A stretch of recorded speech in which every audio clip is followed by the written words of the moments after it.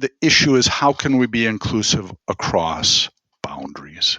And if we can imagine those boundaries, then we can find ways to reach across them.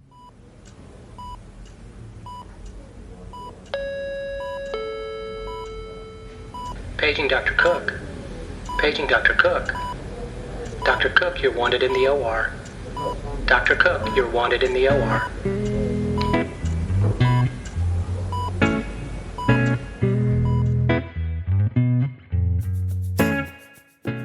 Welcome to the Prescription for Success podcast with your host, Dr. Randy Cook.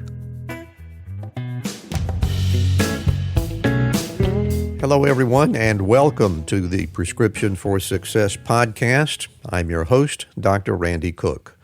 RX for Success is a production of MD Coaches, providing leadership and executive coaching for physicians by physicians to overcome burnout, transition your career, develop as a leader, or whatever your goal might be. Visit MD Coaches on the web at mymdcoaches.com because you're not in this alone. And don't forget that CME credit is available when you listen with us. Just look for details in the show notes. My guest today holds the title of Ben C. Saltzman Distinguished Chair in Family and Rural Medicine at the University of Arkansas School for Medical Science in Little Rock. The journey that took him there is inspirational, to say the least. So let's hear Dr. Bill Ventres tell his story. It is my pleasure today to be speaking with Dr. William Ventres, who likes to be called Bill. Bill, thank you very much for being here, and welcome to Prescription for Success. Well, thank you, Randy. It's a real pleasure to be here.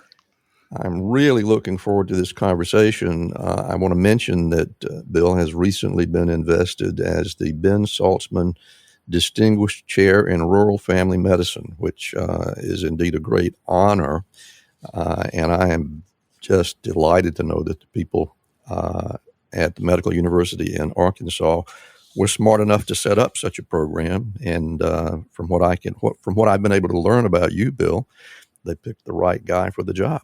As is always the case on this show, we like to begin with the beginning, and I always do a little research on the guest, and I'm very curious. I noticed that your undergraduate major at Duke was history, and I am very curious to know if, when you embarked on that degree-seeking program in history, did you have a career in medicine in mind at that point? Yes, I did. I grew up in a family of origin that I had 5 choices of what I could do in life. I grew up in a professional family. My dad was an attorney. My mom was a businesswoman. Later on in life, she was a housewife when I was growing up. It was that generation. But I had 5 choices: a doctor, a minister, a lawyer, an engineer, or a teacher. And when I say teacher, I think it's mostly a kind of a college professor kind of teacher. Mm-hmm. And how did you put that particular list together? I don't think I put it together. I think my parents did. I think early on, my interest was in being somebody. I wanted to be somebody. And when I say somebody, from that professional point of view, I wanted to make some kind of difference in this world. I also think that difference often centered around me much more than other folks. I got into history because I found I had some advanced placement courses. It was 2 things that gave me. I got into history because I had some advanced placement courses in history in high school, and that allowed me to really pursue a liberal arts education. I took the prerequisites for medical school, but I found that I really had a passion for small classes where I got to speak and communicate and interact with other people. That wasn't happening in the big biochemistry classes. That was in history. And that's what the classes gave me, that opportunity. It's interesting to me. I think that you and I probably started medical school nearly the same time. I've got a few years on you. But in any case, we were advised in those years that you really should pursue a liberal arts education. But by the way, you'd be smart if you would major either in chemistry or biology. Now that seems to be shifting a little bit. People are seemingly being more encouraged to pursue a true liberal arts degree. But I'm interested, do you think that undergraduate experience made you a better doctor in any way? Absolutely. It did not make me, Randy, it did not make me a better medical student. I struggled in the first 2 years of medical school. Now, I would also say that nobody goes to medical school to be a second-year medical school for the rest of his or her career. They go to be a doctor, and I think it opened my mind to a different perspective on life. That's what it did, and it suggested to me that there are many different ways, many different lenses by which we can see people, not just the biomedical lens that we learned. So it was tough for me, and I was, in a sense, wounded by the fact that I wasn't doing very well in medical school. I now recognize, looking back on it, that there's more to medicine than just the biomedical aspects of care that we give. Yeah, those feelings of being lost are something that I think I understand, because I had the same experience. In spite of the fact that I was a science major undergraduate, medical school was entirely different, particularly those first 2 years. It took a while before I really began to feel like I was physician material, and it sounds like you had somewhat the same experience. It took me several years after medical school, about 5, before I really felt comfortable doing what I was doing. Maybe I'm a slow learner. Maybe there were other things, other factors. Maybe I was healing some wounds from medical school or residency.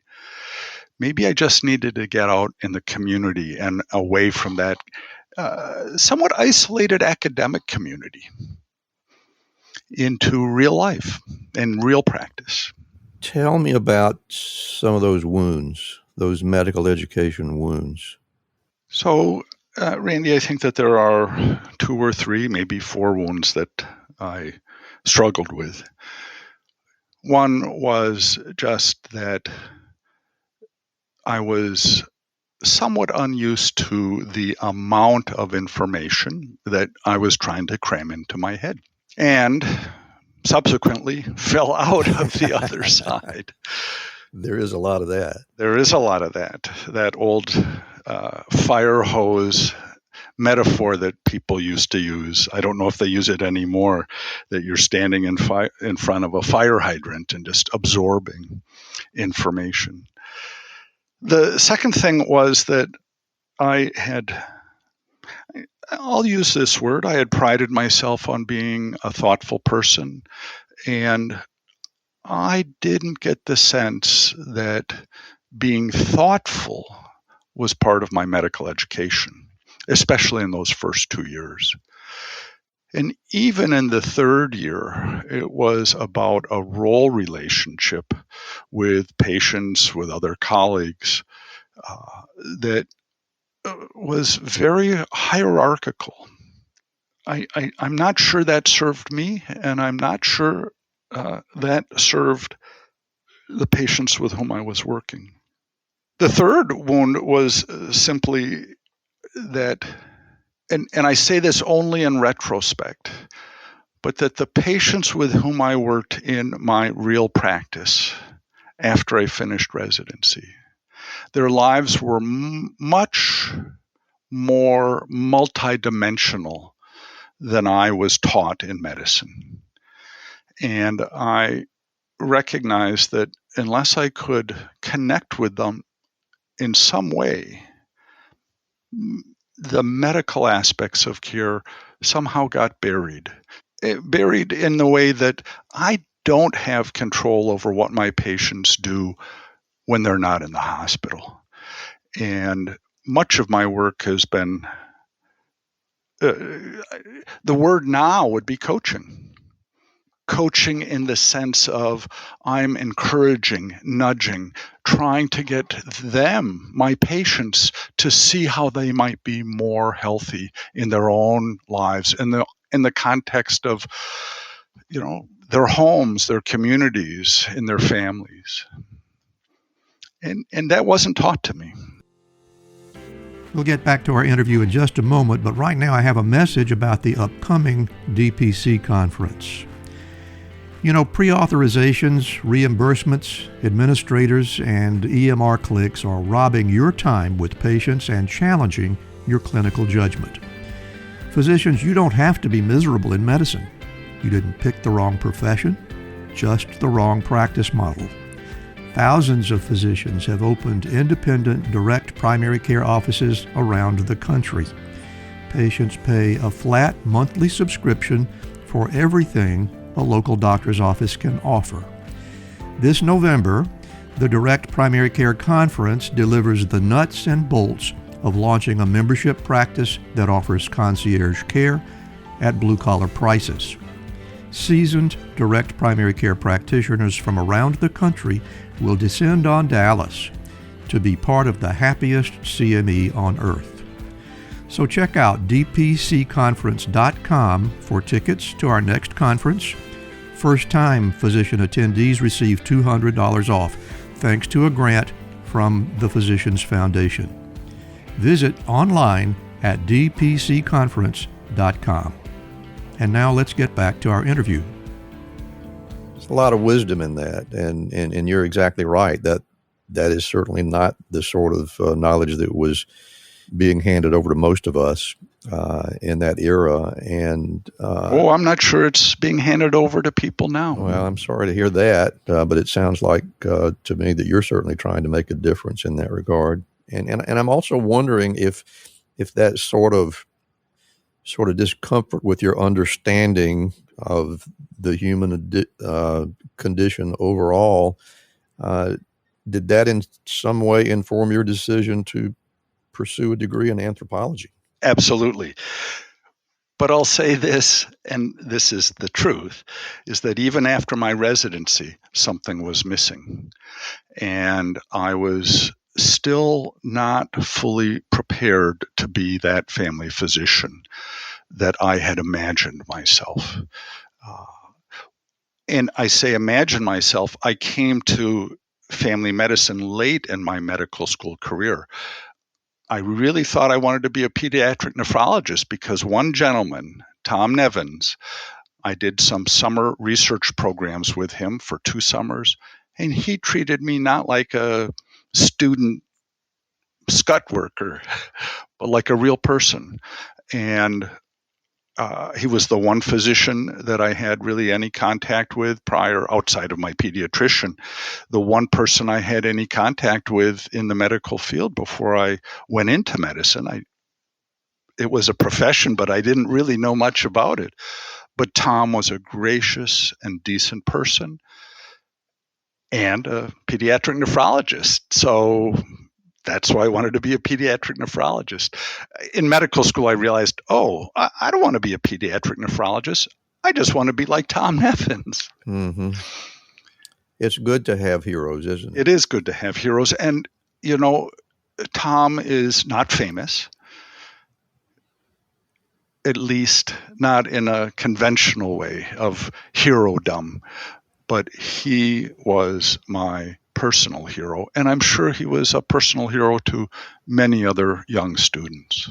I bet he was. Sounds like he probably made a huge difference in the lives of a lot of medical students and subsequently a lot of patients, I'm thinking.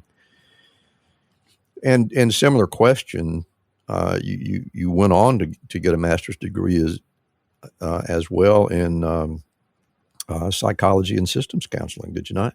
I did. That was much later. I have used going to school as ways of making transitions. I went away to college. I grew up in Minnesota, went away to college. That was a huge transition and an important one. I did go back to Minnesota to medical school. After residency, there was this 2-year period of time that I was actually practicing in the community in a safety net clinic. But really, that medical anthropology degree brought a whole new level of understanding of community and psychology, not in the sense of, this one individual's psychology, but in the sense of, patient psychology, what it's like to be a patient from their perspective. That was because, again, a family of origin issue. I had seen my dad after the age of 50. His life became diminished. And I think that's because he didn't have the courage to do something new. On the other hand, my mom and my parents were divorced right around that time. My mom went back to school. She got an MBA. She became a businesswoman. She went into the Peace Corps at age 62. She wrote a book. It was a geriatric love story. I will say it never got published, but who cares? She wrote a book after she got out of the Peace Corps, and until her health started to fail, her life blossomed. And so I said, roughly around 50, well, there's somebody I want to emulate in my family of my parents, and it's not my dad, in the sense of I want my last years of life, however many I might have, I wanted to blossom. And so that's why I went back. It was more about having that opportunity to, nurture those seeds after 20 years of pretty much strict practice. I wanted to nurture the seeds again of thoughtfulness and of an expansive view of the world. So I actually went back to a program that was what would now be called an executive program, but it was a transformational educational process. A lot of self-discovery, a lot of self-awareness, a lot of personal revelation shared in a trusted group. It was a small cohort of folks. But that's what you can do when you live on the West Coast. Yeah, well, it sounds like it was very productive, and it's interesting to me. I'm thinking about, as I say, I think I'm a little older than you, but that was back in the years of everybody wondering what's happening. There's a song with similar words, but it was the tune in, turn on, and drop out generation. People were busy trying to find themselves, and it sounds to me as if you simply were trying to find yourself, and you just did it in a little bit more productive fashion. I think my adult life has been finding myself. To some extent, that's through my patients, how I respond in the face of their difficulties, in the face of their illnesses. In some small sense, and I would say this with a small s suffering, and how I respond is something I've been working on for a long time. And I hope to continue to work on it. Well, I think there's certainly a lot of wisdom there. There's always more to learn, obviously. You made this decision to do family medicine, and I'm wondering how that experience as a family practice resident, what was the effect that it had on you at that point in your life, and how it informed later choices. What was going on in your head between 1985 and 88? A lot of surviving. That was back before hours, limits on hours. It was a tough time. I was physically tired. It was only toward the end of that residency that I started getting a sense of what being a family physician was. And as I said, it really took me 5 years afterwards to figure that out.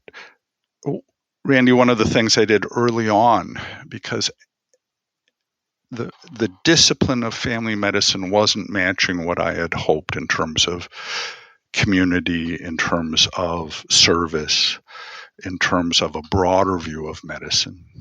I think I was trained to be kind of a super mini poly subspecialist, but I had a different view of family medicine, one that was more family oriented in the sense of family being all those things that are non-medical, non-biomedical, that have an effect on the healthcare of patients.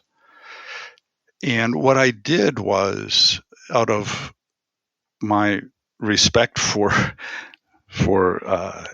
my elders, really, I interviewed the founders of family medicine. Now, they were 60 and 70 at that time.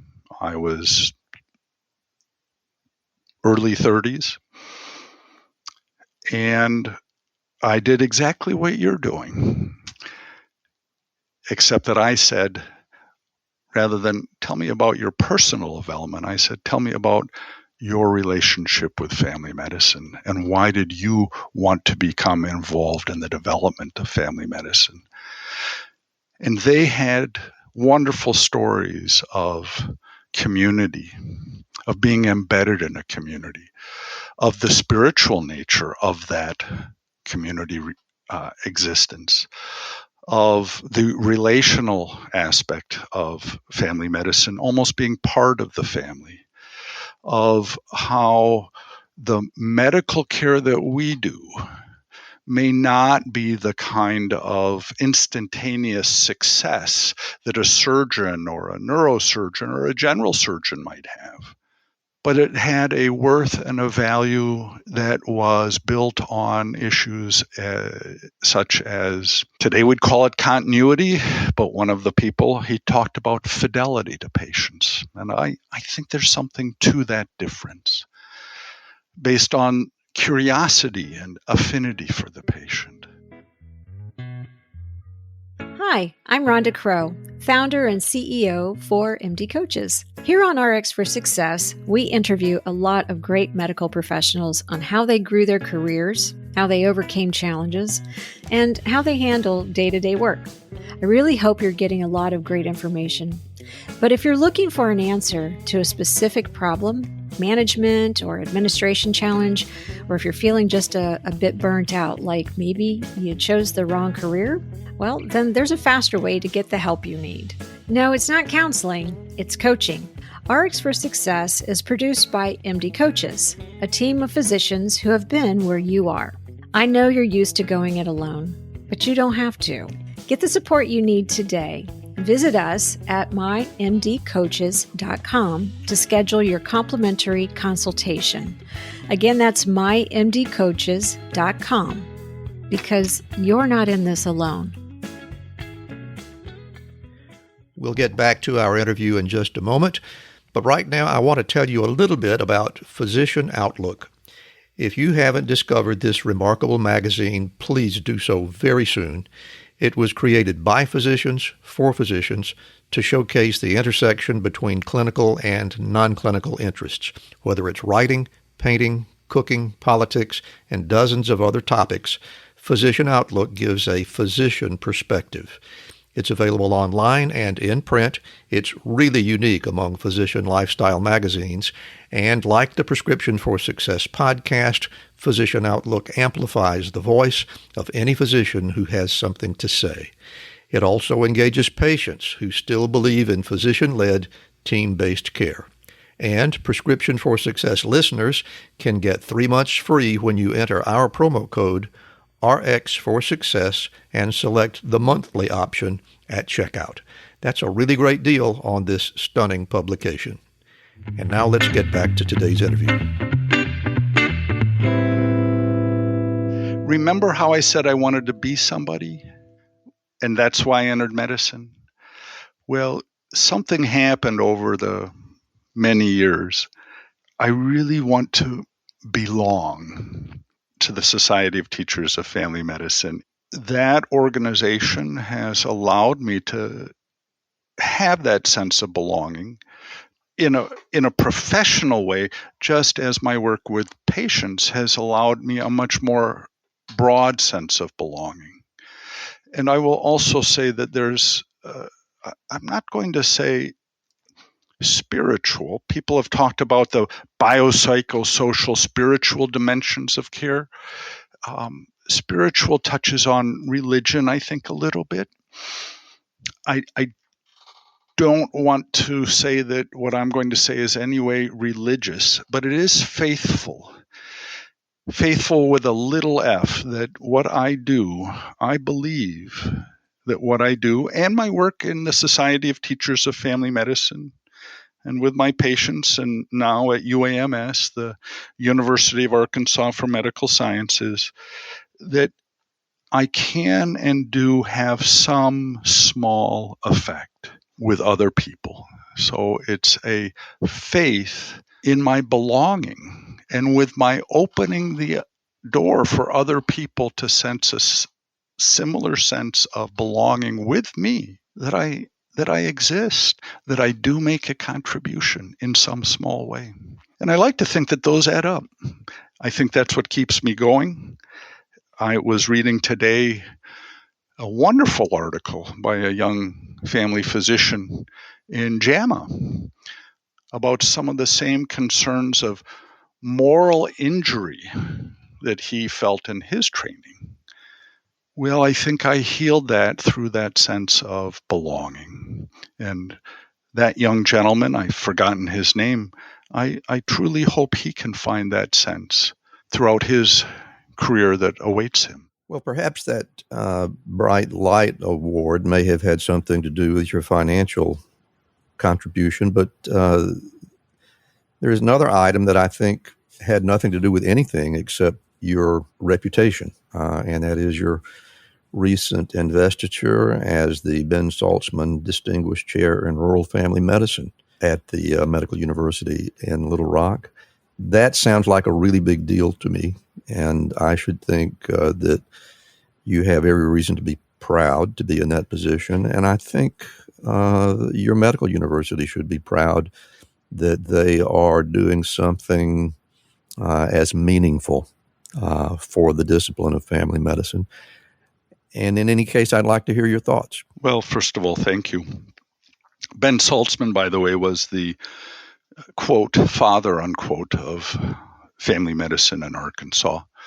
Post-World War II, he came to Arkansas and set up practice in a small town in northeast Arkansas, and later on in life became the head of the Department of Family Medicine, and later on, in fact, the head of the Arkansas Department of Health. So he was a very strong force in Arkansas, and quite a character, I understand. But it's nice to have this distinguished chair named after somebody. I have never met him, but after somebody who put a lot of his life and a lot of his energy into something I value. I also mentioned earlier on that I've never practiced rural medicine, but when I was asked to take on this role, the real issue was, well, I had practiced urban underserved medicine. In many ways, I'm not so sure that there's much difference between rural family medicine, urban underserved medicine. There are many groups in the United States, whether they're in Alabama or Arkansas or Oregon or any other area, where people are on the margins. And the care might be slightly different. The geography certainly is different. The economies may be different. But when people are on the margins, medically, our job is to try to bring them into the fold and offer them the services that we can in whatever way. So that's how I that's how I was invested in this chair position. Have you given any thought, or is it too early for you to give us an idea of what your vision for the School of Family Medicine in your locality is going to look like and what it's going to accomplish? Our Department of Family Medicine has recently merged with the AHEC program.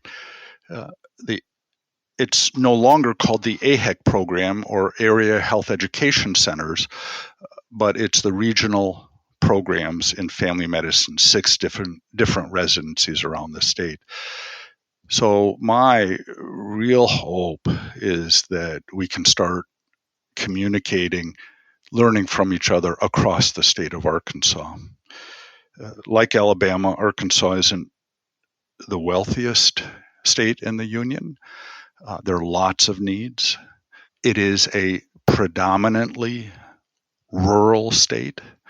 So my real hope is that we can, as a group, as 7 different residency programs, say to the University Medical School in Little Rock, we are here.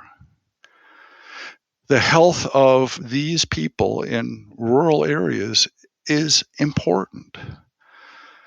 And that the only way that we can effectively serve, and it's not alone, but it needs to be some generalist practitioner, some clinician who can work in an area of need. I wonder if you think this project that you're about to embark upon might in some way also inform the delivery of health care in urban communities that are impoverished, because just as you say, there's not a lot of difference. If your access is limited, whether it be by distance or by economics, the effect is the same. But would you visualize that this concentration on rural medicine might have a bigger effect in the family practice community across the nation? I'd like to think that it would have a big effect here. And Randy, I do want to emphasize that it's not about family medicine versus any other field in medicine. None of us in 2022 practices alone. None of us. I don't care if you're a neurosurgeon, if you're a dermatologist, if you're an ophthalmologist, or you're a family doctor in Pea Ridge, Arkansas. We all work together, and we work with other people, physical therapists, the nursing community, nurse practitioners, physician associates. We work with healthcare administrators. We work with politicians too. And there's no way around that. And although they don't always listen to us, but that's probably fair, because I don't think we always listen to politicians. But I think the main thing is we need to be inclusive in our care. We have 4 principles of medicine, and that is autonomy, beneficence, doing good, non-maleficence, not doing harm, and justice. And nobody talks about justice, but I actually would call it inclusion, so that we include everybody. That justice part for me means we offer to everybody in our communities, rural, urban, underserved, across boundaries of geography, of economics, of race. Little Rock, if you know anything about Little Rock, you probably have heard of Little Rock Central High School's desegregation in 1957. And there are still reverberations from that, 65 years later, that we have not yet come to deal with. And people are working on it. I don't mean to suggest otherwise, but we have a long way to go. And that's not just Little Rock, by the way. That's everywhere in this country. So the issue is, how can we be inclusive across boundaries? And if we can imagine those boundaries, then we can find ways to reach across them. Well, Bill, it sounds like your selection for this chairmanship couldn't have gone to a more appropriate person. Your vision is spot on, I think, and I have an idea you're going to be a big success, and so I'll give you my preliminary congratulations on that. I have really enjoyed our conversation today. I could go on for hours and hours, I think, but out of deference to our audience, what I'm going to do at this point is get out of your way for a few minutes, and I will close my mic, and Dr. Bill Ventres will give us his personal prescriptions for success. So I have 3 prescriptions for success. I'm going to say 4, but I'll start with the 3. The first is to see people, to look beyond the veil of the clinical presentation. I mentioned the biopsychosocial model. It is real, but it's not all about the patient. It's about the lenses we use, we as clinicians, the perspectives that we bring to try and understand a little bit about the patient's lives as they relate to their health and illness. The second, I'm going to use an acronym, DBAB, Delta Bravo Alpha Bravo. Don't be a butthead. We all have seen folks who could do a better job interpersonally. Let us be honest. We all know that there have been times that we could have done a better job. DBAB. But I'm going to translate that into a positive, 3 positive attributes. Be well, be thoughtful, and be kind. Be well, practice self-care. Be thoughtful, be inquisitive, have that affinity, look for the good in the patient. And be kind, trust in the value of compassion, and offer patients some sense of dignity, even on their worst days. Number 3, resist. Resist the 3 Ps of power, profit, and prestige, at least the extremes of those, because they can distract us from the joy of medicine. And number 4 is don't listen to me. Create your own prescriptions that have meaning in your lives, with your families, with your patients, and in your practices. So those are my 4 prescriptions, and the 4th one might be just the most important. Well, Dr. Bill Ventres, I want to thank you so much for the conversation today, and I'm really impressed with your prescriptions. There is a lot of wisdom there, and I know that our audience is going to take a lot away from this conversation. Before we go, I want to give you an opportunity to remind people who you are and where they can find you. Again, Randy, I'm Bill Ventres. I'm a family physician at the University of Arkansas for Medical Sciences in Little Rock, Arkansas. And the best way to find me is on email. That is wventres@uams.edu. Dr. Bill Ventres, it's been a great pleasure. Thank you so much for being with us on Prescriptions for Success. Thank you so much for listening with us today. We'd really appreciate a review from you, and a 5-star rating helps give our podcast much more visibility, and that helps us reach more listeners. Exclusive content is available on our Patreon page, including membership-only material, like personal rapid-fire Q&A sessions with our guests. To be sure you never miss an episode, visit our website at rxforsuccesspodcast.com to subscribe. And while you're there, learn how to get CME credit from CMify just by listening. Very special thanks to Ryan Jones, who created and performs our theme music. Also, Craig Clausen of Clausen Solutions Group, who edits and produces the show. And remember, be sure to fill your prescription for success with my next episode.